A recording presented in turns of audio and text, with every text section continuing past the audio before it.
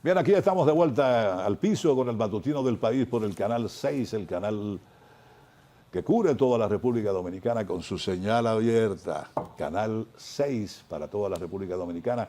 Para todos los Estados Unidos, específicamente para esa comunidad dominicana en Nueva York, tenemos la cajita de Amazon en el 644, a través de la cual nos pueden dar seguimiento. Y aquí para todo el área metropolitana, también en cobertura especial, Bebeto TV en el 75 de Altiz y en el 108 de Claro. En esas vías vamos a recibir a nuestro primer invitado, Rosa María Nelson Guzmán Diplán, politólogo, amigo del programa y amigo de todo lo que hacemos este programa día tras día. Buen día, licenciado Guzmán. Buenos días, gracias a ustedes por darme la oportunidad de participar aquí frente al país. Yo creo que ahora más que nunca, ¿verdad? Nunca una oportunidad tan valiosa como ahora, frente a todos estos acontecimientos que en el índole político, social, económico, simultáneamente se han abierto muchos frentes en Nelson. El mundo está muy convulso. El mundo está muy convulso. Usted no había vuelto después de las elecciones, ¿verdad que no?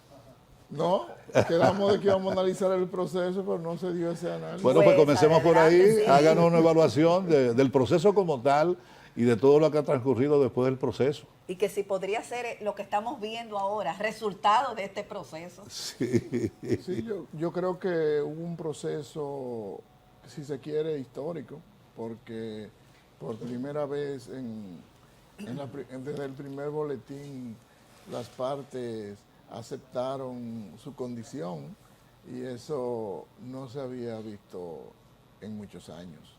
O yo no recuerdo que hubiese ocurrido en alguna ocasión de que las partes que participaban en un proceso de una manera tan rápida tiraran la toalla. Parece que hubo allí hubo algo por el medio. Pero yo creo que también que el hecho de que el presidente Abinader marcara también con una distancia significativa, contribuyó. Y el hecho de que los partidos que estaban contendiendo contra la gestión de Luis Abinader y su posibilidad de reelegirse, habían ostentado el poder de alguna manera y saben que estaban frente a un hecho consumado, que no había mucho que hacer y que los pataleos, si no son muy justificados, en vez de contribuir a darte credibilidad, pueden incluso disminuírtela. Yo creo que esos elementos ayudaron a que el proceso terminara más tranquilo, porque la verdad era que no había una competencia tan cerrada. Y al estar dividido, como nosotros analizamos aquí alguna vez, en trípode, todo luce de que había un video grabado de antemano para... Si quedamos en tercer lugar, no discuta, entrega eso, que yo no voy a discutir por lo ajeno. Esa era una crónica anunciada, Eso es ¿verdad? lo que parece. Sí, porque el video que tiró Abel Martínez, nadie que pierda se va a poder maquillarse y ensayar subiendo una escalera para hacer una llamada.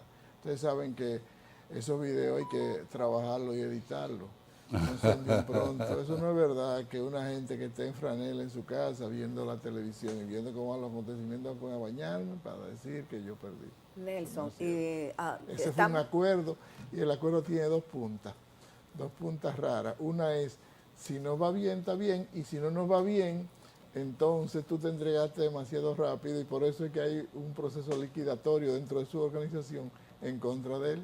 Sí. Ok. Pero fue bastante rápido realmente. Era que estaba hecho. Eso de alguna No manera fue tan presionó rápido, al pero otro. posiblemente ocurriera 72, 48, 96 horas antes ese video, antes de que el proceso se diera. Tú dices que hubo un acuerdo, perdóname, hubo un acuerdo en ese sentido. ¿Ese acuerdo entre quiénes? El liderazgo de ese partido debió decirle, si nosotros quedamos en segundo lugar, discutimos, si quedamos en tercer lugar, tiramos la toalla rápido, que no vamos a discutir por otro. Okay. No vamos a pelear por nadie. Fue entre ellos mismos el acuerdo. Entre ellos mismos, entonces se da rápido, ahí la fuerza quedó en segundo lugar.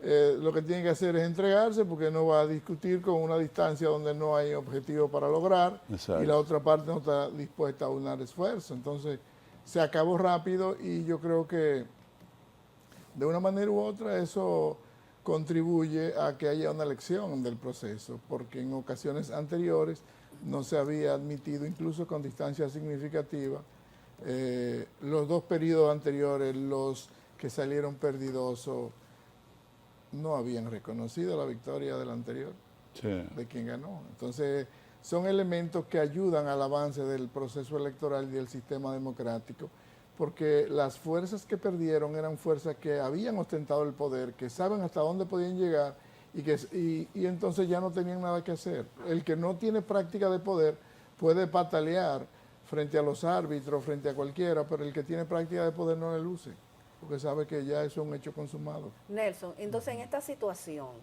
desde tu perspectiva, ¿cuál es la actuación que debiera de producirse ahora en el seno del partido? ¿Y cuál no se está produciendo? Porque uno ve que están como inmersos en lo mismo, y no ve cambios, pero dicen que se están renovando, y sin embargo los sucesos aquí continúan aconteciendo, y es como si no se estuviera produciendo una oposición, sino que ellos están en lo de ellos. Sí, bueno, cuando dice del partido hay que ver cuál es el partido. Exacto, porque- del PLD, te estoy Bueno, hablando del PLD, pero asimismo lo propio también uno lo ve en la Fuerza del Pueblo. Sí, bueno, yo creo que en este momento hay una situación que se va a dar de renovación a lo interno de los partidos y de lucha interna, de manera que tiene que definirse cómo va a quedar reconstituido el liderazgo interno. En el caso del PLD, ellos hicieron un lanzamiento casi inmediato para bajar las aguas, que planteaba que la Secretaría General y la presidencia del partido iban a dejar las posiciones libres para que se redinamizara. Pero según va pasando los días, todo luce, ya veo un proyecto que lanza a Danilo Medina como Exacto. precandidato presidencial para el 2028. Lo que quiere decir que fue un calmante, una anestesia temporal que solo era para coger una respiración, un aire, de lanzarse a una lucha política de nuevo. Sin embargo, hay una espina en el zapato muy fuerte, y es que el hecho de que el presidente Abinader prometa de que él no será candidato para un tercer periodo, y las dificultades que se han presentado en toda América Latina a los candidatos que se presentan por tercera vez, más el surgimiento a lo interno de la Fuerza del Pueblo de un muchacho joven con un aura increíble hasta ahora, donde ha despertado una sensación tremenda, que es Omar, y el hecho de que si Luis no va, viene una fuerza renovadora a lo interno entre Carolina, Collado, Wellington Arnaud, Fellito, Superví, todos los que aspiran, son muchachos jóvenes de la nueva camada, que ya estaríamos definitivamente ante una transición en la que tanto Danilo como Leonel no lucen ser candidatos tan atractivos, porque la juventud está básicamente empujada hacia un cambio más profundo en términos generacional. Yo creo que va a haber un cambio generacional, o se va a empujar hacia un cambio generacional hacia el año 2028. Y uno de los que más empuja los cambios es el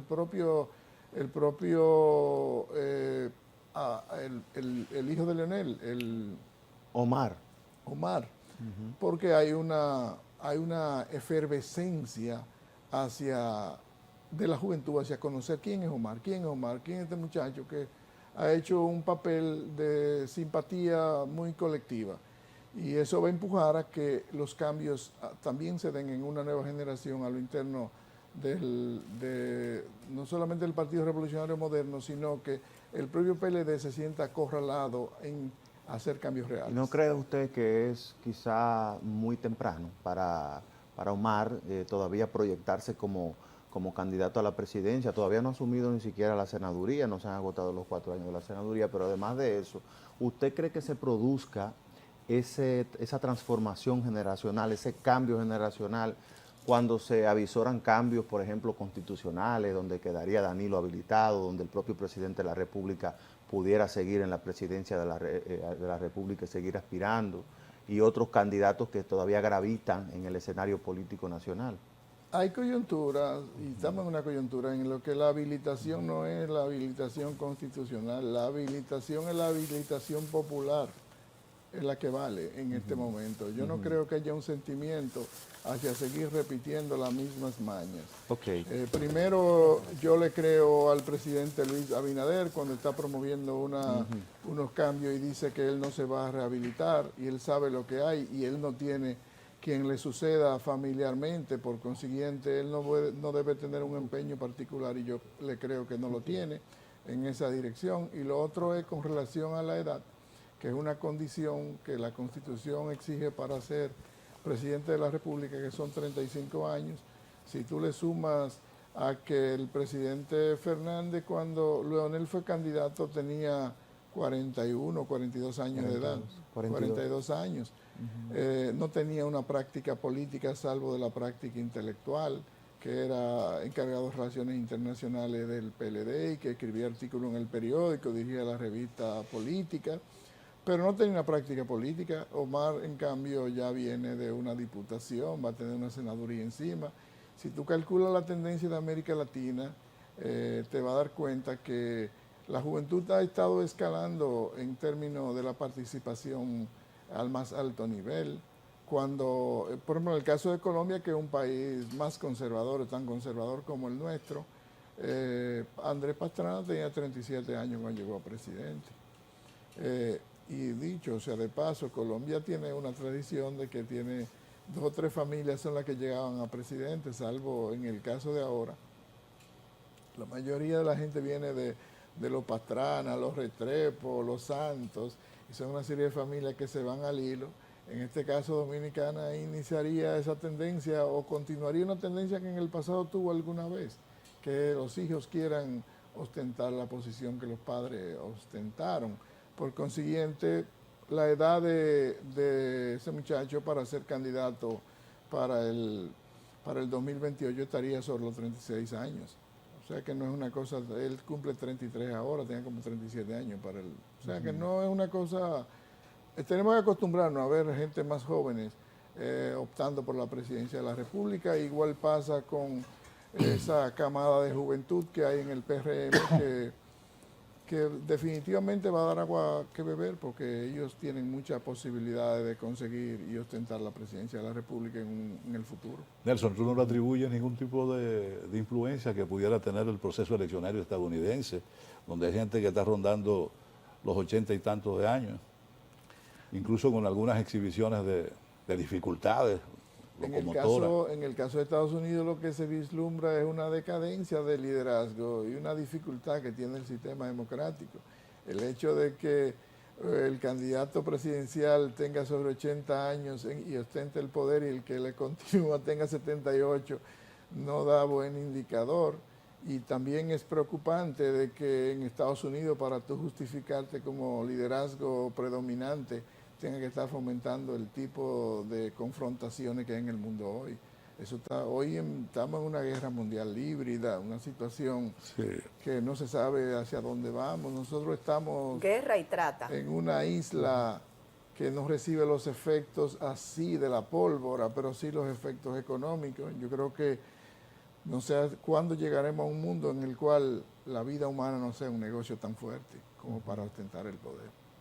Pero es una realidad política que se está dando y que de alguna manera podrá influir en estos países que como la República Dominicana.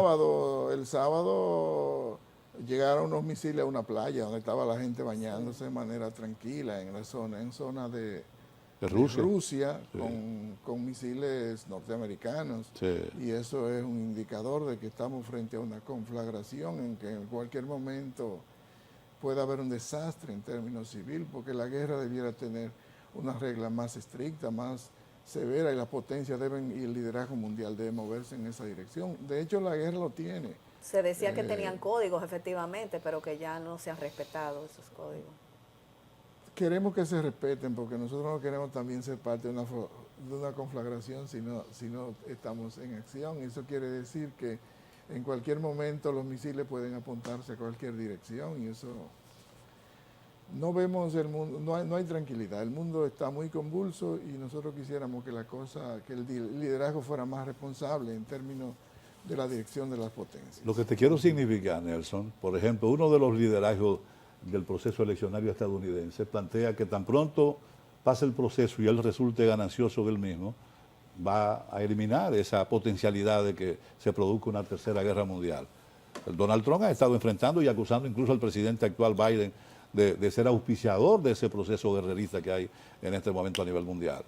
Porque no solamente es Rusia, es China, es Corea del Norte, es Corea del Sur, incluso que acaba de recibir bombas nucleares de visita, tranquilo, en una aeronave. Es que hay una situación. Hay una situación determinada. Una situación. La línea de debilitar a Rusia o de dividir a Rusia, que es el país más extenso del mundo, en 3 zonas económicas que se ha planteado hace mucho tiempo, 3 zonas políticas, de manera que no concentre tanto territorio y tanto poder, conlleva a una teoría de cascada, es decir, que tanto los chinos, que reciben decenas y decenas de sanciones por su actuación frente a lo que Occidente plantea,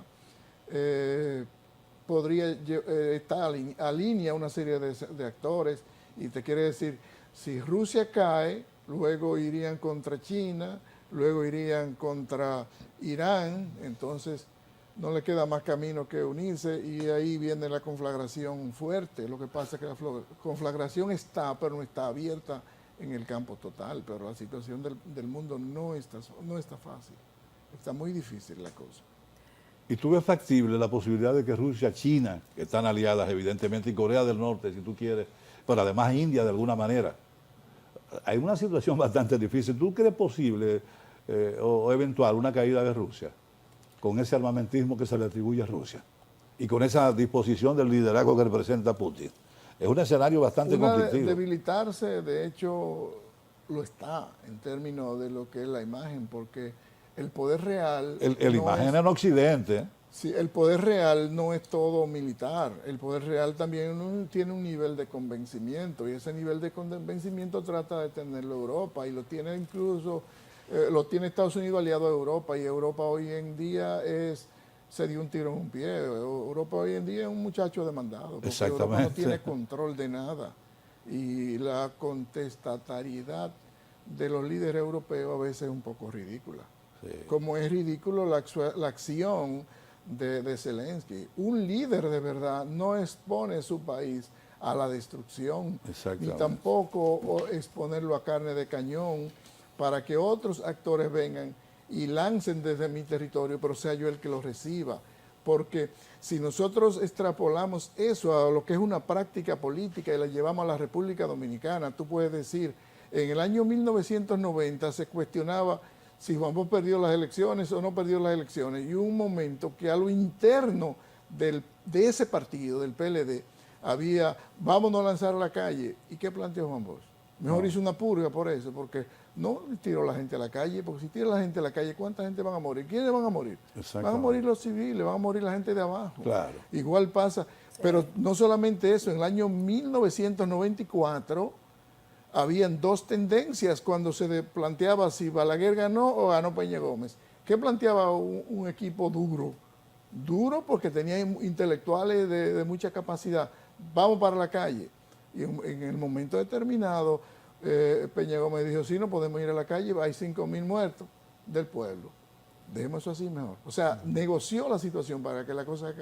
La visión de un estadista es muy diferente a la visión de un cómico como Zelensky, que está mandando a matar a su gente. Esto no es si Rusia está arriba, si fulano está abajo. No. El problema es, yo soy líder de un pueblo y ese pueblo no puede morir por una decisión mía. Yo sacrifico mis determinaciones con tal de que el pueblo siga hacia adelante. Entonces son visiones de estadista, no visiones de cómico. Aprovechar que estamos en los temas globales, traerlo un poquito más aquí, unos cuantos kilómetros más cerca, y que saber su opinión. Ahí parece una luz al final del túnel. Hay buenas expectativas de que Haití pueda volver al desarrollo normal, volver a la institucionalidad, a que haya un gobierno allí que pueda ir restableciendo y desarrollando ese país, que es lo que más le conviene a los dominicanos. Y mañana precisamente llega parte de la misión de Kenia, autorizada por la ONU, financiada en parte por los Estados Unidos. Llegan 1.000 soldados a Haití. Y nos gustaría obviamente conocer su opinión de cuáles son esas expectativas, qué usted cree que pudiera estar pasando. Pudiéramos tener una luz al final del túnel y ver a Haití desarrollándose, cambiando, obviamente, y teniendo ya una mejor perspectiva hacia el futuro.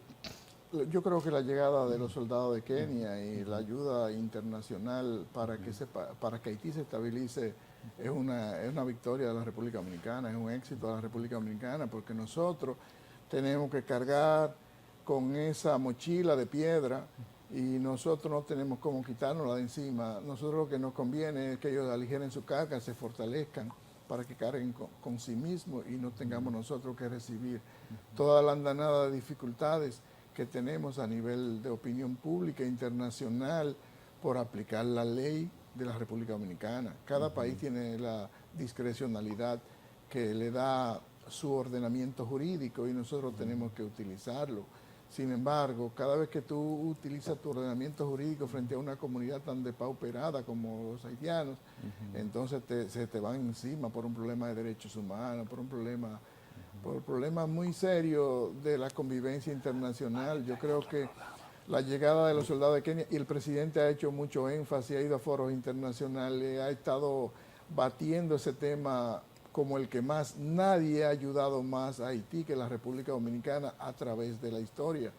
Lo que pasa es que nosotros somos un país que mientras todos los países de América se independizaron de las grandes potencias europeas, nosotros nos independizamos fue de Haití, que era un país pobre, un país que entonces cayó en una situación de dificultad, incluso sometido por las propias potencias europeas que le hicieron pagar cuentas impagables, interminables, por su independencia y las sanciones que recibieron. Yo no estoy de acuerdo con ningún tipo de sanción económica a un país pobre, ni a ningún otro país. Yo creo que eso se debe discutir en el campo jurídico con los organismos competentes de la Comunidad de Naciones. En el caso de Haití, repito, nosotros somos muy gananciosos con la llegada de esa brigada y yo estoy consciente de que el progreso de Haití es nuestro progreso, porque en la misma medida de que nosotros nos quitamos carga, en esa medida somos vamos más ligeros de equipaje, vamos más rápido. Eso es como un vehículo, si tú lo llevas cargado, consume una cantidad de combustible, si tú lo descargas, consume menos. Por consiguiente, puede ahorrar más combustible.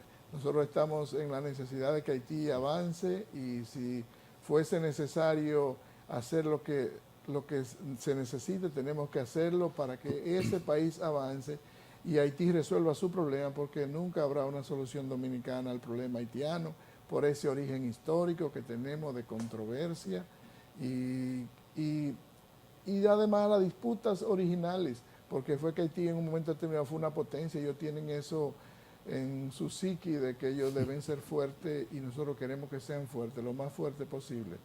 Y Dominicana también va a seguir siendo lo que es, avanzando hacia el desarrollo. Nelson, ¿qué opinión te merece las declaraciones del representante de la Comisión de Relaciones Exteriores de los Estados Unidos, Benjamín Cardin, en términos de que la corrupción aquí es selectiva?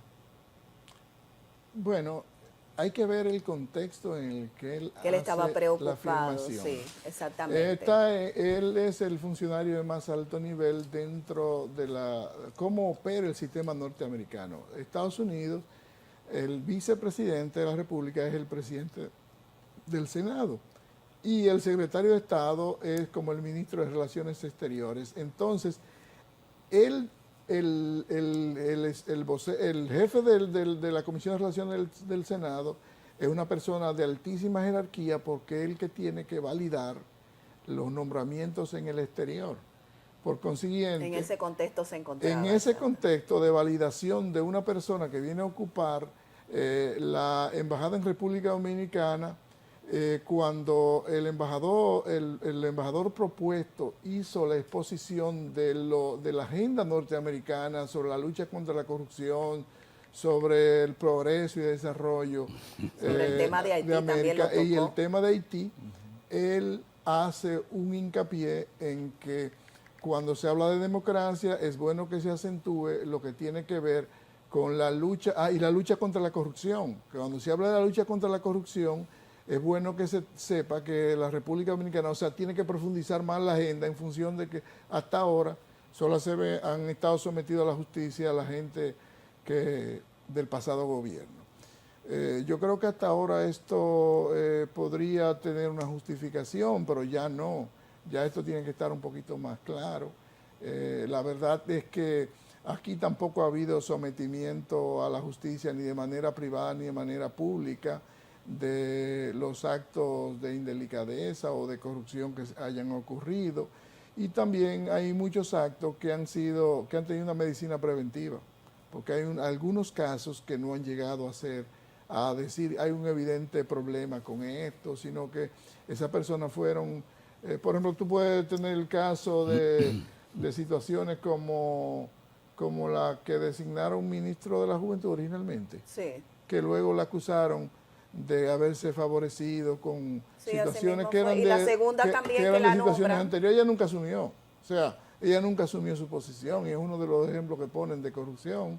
Entonces, hay situaciones que hay que visualizarlas, pero si hay casos que se concretan con que hubo una acción dolosa, deben ser sometidos a la justicia. Yo estoy de acuerdo totalmente.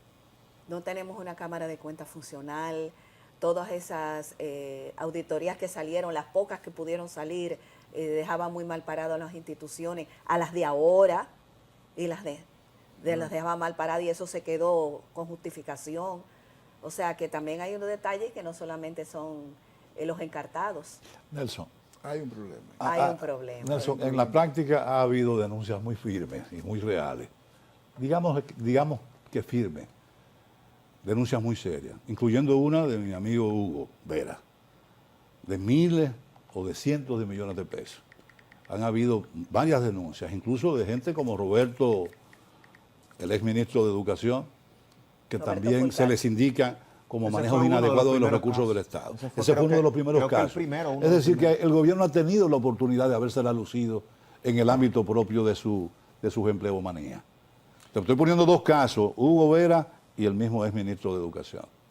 Yo soy de los que cree que cada uno de esos casos debe profundizarse, debe llevarse a la justicia y a quienes más le convienen es a quienes están supuestamente indilgando actos de corrupción, los supuestos de corrupción, porque tenemos todavía todo un tiempo para que la situación se aclare. Mañana, lo que pasa es que la tradición de la democracia dominicana es que se somete a la justicia los que suben, siempre el que se va es el peor y el que llegue es el mejor. Por consiguiente, hay que buscar un punto de equilibrio en eso. Acuérdate que asumimos elegimos a un cambio sobre la base de que el asunto iba a variar, de que no íbamos a seguir incurriendo en el mismo fenómeno que tú señalas, de que a partir de ahora la dinámica iba a ser diferente. Sin embargo, en muchísimos escenarios, en muchísimas circunstancias, ha sido más de lo mismo. Pero en la historia, a través de la historia, la mayoría de los sometimientos a la justicia no lo ha hecho lo ha hecho sectores preocupados e interesados, incluso viniendo desde afuera. Y tú lo puedes ver desde Jorge Blanco hasta el día de hoy, que siempre ha habido sectores interesados que han llevado un caso hasta donde tiene que llevarse. En este caso, esas fuerzas no se han manifestado. A quien le corresponde esa misión es al mismo Ministerio Público, que ha sido capaz de montar episodios en contra de exfuncionarios, de montar persecuciones. A eso es que se refiere ese funcionario estadounidense. Esa aprehensión que él dice manifestar es justamente por eso, porque esa dinámica que ha estado operando en contra del Ministerio Público, que hoy cuestiona a quienes los cuestionan a su vez a ellos por su forma de accionar o acordar determinados arreglos, y que incluso de alguna manera está intimidando a quienes hacemos opinión, no deja de ser eso un chantaje. Esa es la realidad, ¿eh? Esa es la realidad, porque lo que han estado generando es mayor interés de parte de gente como uno en averiguar qué es lo que está pasando en el asunto. Porque de eso es que se trata. Yo creo que el gobierno hubiese salido mucho más fortalecido, por supuesto. Ahí intervienen siempre las relaciones con los que se alegan algunos eventos de corrupción, y eso pesa mucho a la hora cero. ¿Qué ha hecho el gobierno, el presidente, específicamente Luis Abinader? Que forza una renuncia. Y con la renuncia apaga el fuego. Y le ha funcionado. Ahora, la renuncia de por sí no elimina las imputaciones que toda la opinión pública genera en contra de esos funcionarios. Y no me refiero al caso de la ex ministra de la Juventud, que es una muchacha joven y que de alguna manera se le indilgaba ser propietaria de de una suma de dinero que sobrepasaba los 14 millones de pesos, que era una suma pírrica frente a los recursos enormes que estuvo manejando el ministro de Educación, por ejemplo, y sobre lo cual no ha dado ningún tipo de explicación. ¿Tú ves? Bueno, la fuerza de la denuncia es lo que mueve, o sea, las denuncias son las que mueven la acción del Ministerio Público. Exacto. Esencialmente, y aquí el presidente ha estado siendo bastante ágil. Cada vez, siempre que hay una denuncia o hay una sospecha de alguna operación, el funcionario ha sido destituido. Sí. Y ese es el papel. El papel tuyo no es darte cosas contra sí mismo. Destituido no es la palabra. El funcionario lo que ha hecho es tomarse una licencia y salir del escenario. Lo hizo Hugo, lo hizo la ministra de la Juventud, lo hizo Roberto, ¿entiendes? Que incluso fue premiado con un puesto en Palacio, de secretario sin cartera. Es decir, que yo pienso, ¿cómo tú ves el panorama, tú como tu politólogo, Nelson? ¿Cuál es la perspectiva que tú le ves a esa nueva sincronización que habrá de operar en torno al liderazgo político nacional? Porque todo eso obra en ese sentido. Sí, lo que pasa es que yo pongo una comparación de que una calle es tan ancha como la dimensión de sus aceras. El que esté en una acera lo limita a la acera del frente. Por consiguiente, la oposición, los comunicadores no pueden estar en el lloriqueo de que si esta cosa se hace o no se hace. Hay que hacer las denuncias precisas y llevarlas a los organismos competentes, porque si el Ministerio Público, hasta el rumor público bien ponderado puede mover la acción de la justicia, pero el rumor público bien ponderado no es suficiente para llevar un caso hasta el final. Los sectores agraviados, los sectores que tienen que ver con el caso, los que tienen conocimiento, tienen que profundizarlo. Exactamente, de eso es que se trata. Nelson, necesito tu reflexión. Reforma constitucional. ¿Por qué ahora? ¿Por qué la celeridad? ¿Y para qué? Bueno, el presidente desde hace un buen tiempo ha estado planteando la posibilidad de una reforma constitucional. Ahora se plantea no solamente la reforma constitucional. Lo planteó el 20, el mismo 20. También se plantea la reforma tributaria, que es una reforma que ha estado siendo distraída a través del tiempo de manera no tan responsable. Entonces, yo creo que esa reforma tributaria es una prioridad, y si él no tiene en mente, como lo ha manifestado, y yo le creo lo que él está planteando, de no repostularse, entonces la reforma tributaria es una prioridad, porque la República Dominicana es un país con un crédito internacional muy bien ponderado, pero si el crédito es el mayor capital, lo primero que tiene que saber el acreedor es de dónde le van a pagar. Si tú continúas con parche y no me especifica dónde me va a pagar, la capacidad crediticia del país y la calificación de riesgo suben, por consiguiente le cuesta más al país operar en términos de sus necesidades de financiamiento. Por consiguiente, yo creo que hay que priorizar la reforma tributaria. En cuanto a la reforma constitucional, se están planteando algunos elementos clave, como el Ministerio Público Independiente, se está planteando el asunto de los candados a la Constitución. La reforma constitucional tiene más aristas, más pellizcos que pueden establecer algún nivel de dificultad, porque tú ves unas intenciones sanas ahí.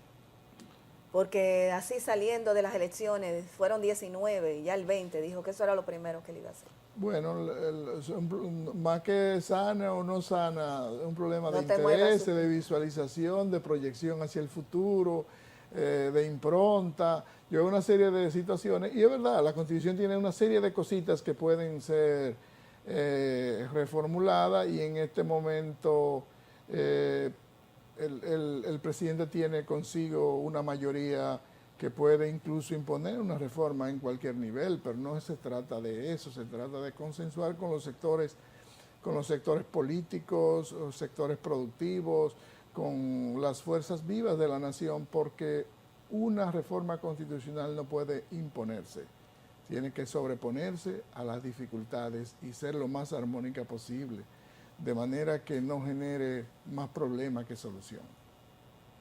Armónica posible. El sector de la oposición ha rechazado la eventualidad de apoyar una reforma constitucional. Por un lado. Por otro lado, ¿por qué el presidente saca a relucir que no le interesa otro periodo más? Justamente el día Bueno, que agradece la elección de haber sido reelegido en el puesto público. el asunto es que siempre que haya una reforma constitucional se pone todo sobre la mesa en función de una sentencia de la Suprema Corte de Justicia, cuando era la que tenía la operatividad, y es un asunto que no puede cambiarse. Tú convocas para el escenario con una agenda, y Sí. después que el escenario se convoca y se abre la agenda, tú puedes cambiar la agenda.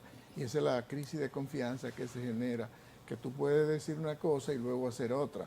Tiene que ser un líder muy responsable para plantear de que yo voy a hacer esto y esto es lo que se va a cumplir cuando la agenda está abierta.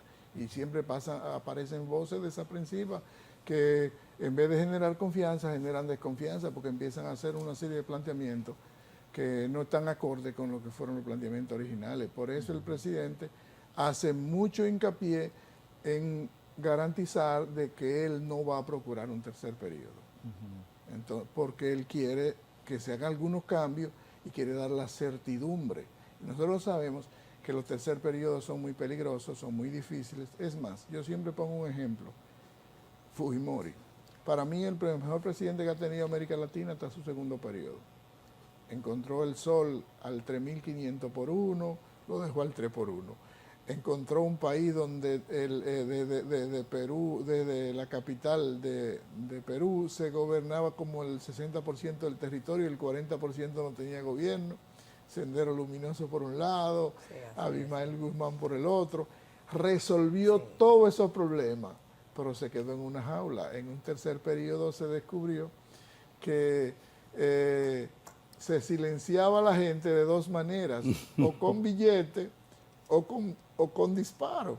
Y entonces ahí quedó la cosa y el hombre va a terminar su vida preso, tiene 20 Sí, años. sí, y tiene ha unos privado añitos de en vida, eso. una Sí. situación.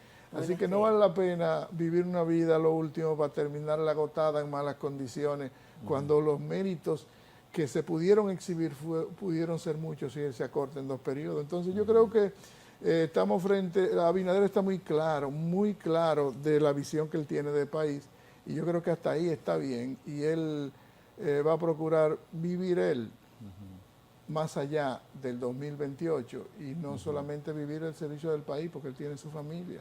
Y en el caso de la reforma fiscal, que ella también preguntaba, que parece que va a ser milagrosa, en el sentido de que dice Pabeliza Contreras, que es el ministro de Planificación, Economía y Desarrollo del Gobierno, que la reforma fiscal que se va a ser beneficiosa para todo el mundo. Yo digo que va a ser milagrosa, entonces me gustaría entender con usted qué es lo que van a hacer, que va a beneficiar a todo el mundo. Parece que nadie va a cargar con ningún sacrificio en la reforma fiscal. Bueno, si el sacrificio de todos es beneficio de todos, porque la estabilidad económica es lo que hace posible que todos estemos mejor. Es decir, la economía es como el oxígeno. Llega a todas las células, nutre todas las células, y de una manera u otra el bienestar también es así. Eso es tan fuerte que, por ejemplo, ¿qué vale un solar? ¿Qué vale una casa? Una casa lo que valen son los vecinos. En esta vecindad vale esto, en aquella vecindad vale lo otro. Y es la misma tierra. Es decir, si tú dijeras al día de hoy, la orilla del río Sama, que tenemos sectores marginados, si esa orilla tú la pudieras quitar y decir, esta es la Riviera de los Sama, esta va a ser la zona más cara, pues tú puedes llegar por aire, mar y tierra. Pero no vale eso porque tiene una vecindad empobrecida. Tiene una gente ocupada allí. Entonces, el bienestar económico corre silente. Si todos ustedes están bien, yo estoy mejor. Porque en la misma medida de que todo el mundo esté bien, yo tengo menos demanda, menos presión, no tengo familia tan carenciada, no tengo esto, todos tienen el problema resuelto en términos de salud, de educación, o más o menos resuelto, porque resuelto de manera total no lo tiene ninguna sociedad. Pero tenemos cómo hacer el esfuerzo y avanzar hacia adelante. Yo creo que desde esa óptica, si se hace una reforma fiscal equilibrada y nosotros mejoramos o mantenemos, pero sobre todo que vayamos en mejora en función de la calificación de riesgo, del costo del dinero, de todo, nosotros tenemos todas las posibilidades, porque nosotros demandamos siempre comprar carro, comprar casa, demandamos viaje, demandamos una serie de situaciones y tenemos que recurrir al mercado financiero. Si el mercado financiero está estable, está cómodo y el dólar está estable, entonces nosotros estamos mejor, las posibilidades son mayores. La República Dominicana en el día de hoy es ambicionada por la mayoría de los países del mundo y por su estabilidad económica y por la seguridad jurídica. Entonces, tú dirías, bueno, la seguridad jurídica es para lo que tienen. No, la seguridad jurídica es para todo, porque en la misma medida de que no hay seguridad jurídica, mis costos operativos suben y las cosas cuestan más. Y yo no tengo, y tengo peor estabilidad. Entonces, así mismo corre lo económico. Lo que quiere decir que si nosotros hacemos una reforma fiscal equilibrada y logramos poner la finanza saneada y no vivir subsidiando el presupuesto con préstamo, nosotros tenemos mucho más posibilidades de seguir adelante y avanzar y multiplicar el Producto Interno Bruto, que es uno de los planteamientos que lleva dentro de sí la ley de los objetivos de desarrollo de la ley 2012, de la Estrategia Nacional de Desarrollo. Por consiguiente, si estamos bien, si el país está bien, si la finanza del país está bien, la sociedad dominicana... Qué panorama tan lindo pinta Nelson. No, yo me he quedado anonadado oyéndote. Nelson, pero ya yo casi, pero... Yo me he quedado anonadado oyéndote. No, yo te O sea, digo que ¿Ustedes han coincidido conmigo? Sí, yo me yo me he quedé... quedado, yo también, yo digo, pero... me echó burundanga, parece. Por casualidad, tú fuiste de los artífices del plan que acaba de poner el presidente, del plan que anunció Meta 2036, duplicar el Producto Interno, triplicar el bienestar. O sea, Yo lo que creo es una cosa, ¿qué de malo tiene tu proyectar? Lo malo es no proyectar y vivir a ciegas todos los días. Si tú haces un camino y tú dices, bueno, no pude subir el camino a esta velocidad, pero vamos por buena ruta y vamos a llegar. Pero si Nelson, no llega tú en sabes el que 36, si llega en el 40, tú llegas... Pero Tú sabes que 12 quienes, años, quienes Nelson. cargan con las reformas Nelson, fiscales son 12 años. es la clase son 12 media. años. Entonces él se va a reeditar en el... Son 12 años, de los cuales han transcurrido 4 ya.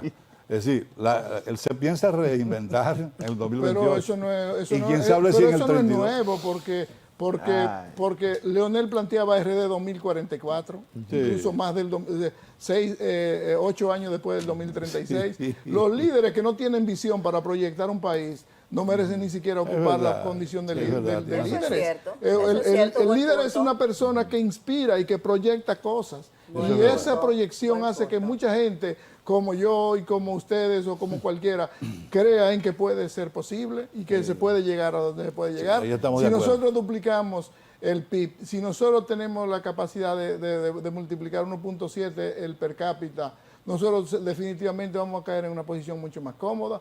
Nosotros no soñábamos en el año 2000 tener 10 millones de visitantes a la República Dominicana. Hoy tenemos 10 millones de visitantes. ¿Y por qué no podemos proyectar que tengamos 15 en el 2030? Claro que sí, ahí tú tienes razón. Entonces, ese viajero que se mueve también Eso trae. sí, ahí Entonces, sí. si nosotros tenemos una economía saneada y nosotros sabemos de dónde salen los recursos para pagar lo que tú debes, entonces tú tienes mejores proyecciones y estabilidad económica, porque Indudablemente. parte del problema de manera privada que tiene la mayoría de la gente que no tiene ningún avance es que se va a coger prestado para consumir y no para producir. Entonces, si hay una visión de proyección, de captación, de dónde salen los recursos, en el fondo todos vamos a estar mejor. Porque va a haber capacidad de pago.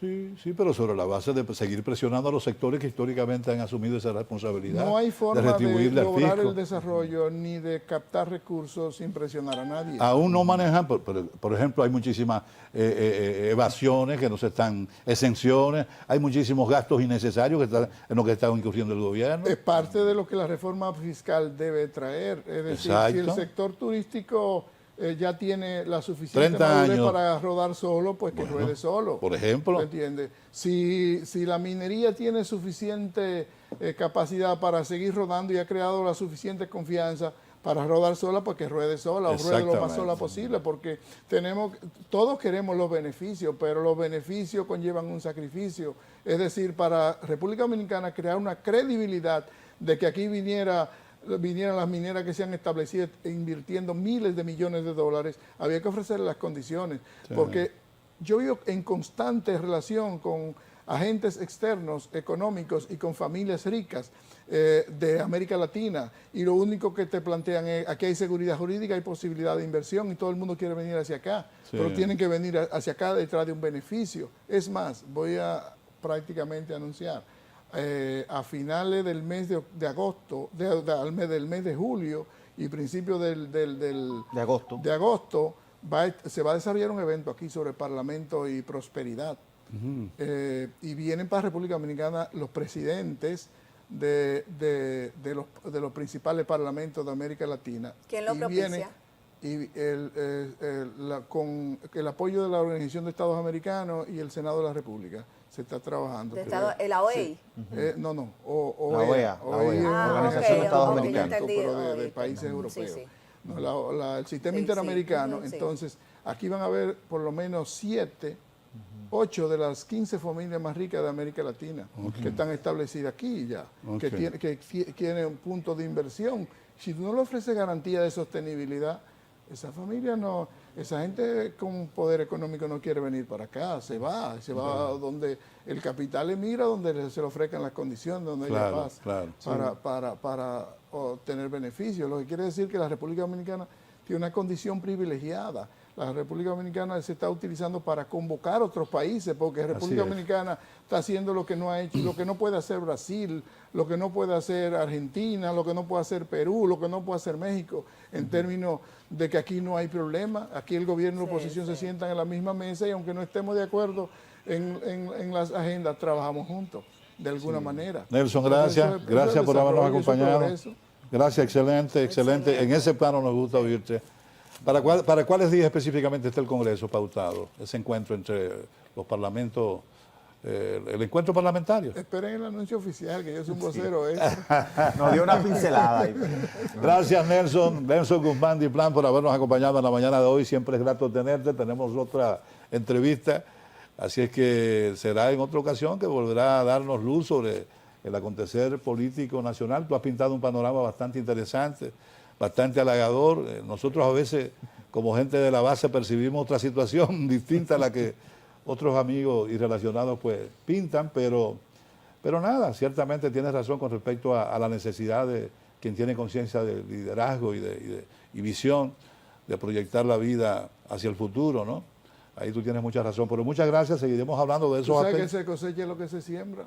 Así mismo es. Tú siembras optimismo, va a lograr progreso. Exactamente. Iniciando la semana siempre es importante iniciar con optimismo. Bueno, pues muchas gracias, Nelson. Hacemos una breve pausa comercial y bajamos inmediatamente con nuestro siguiente invitado.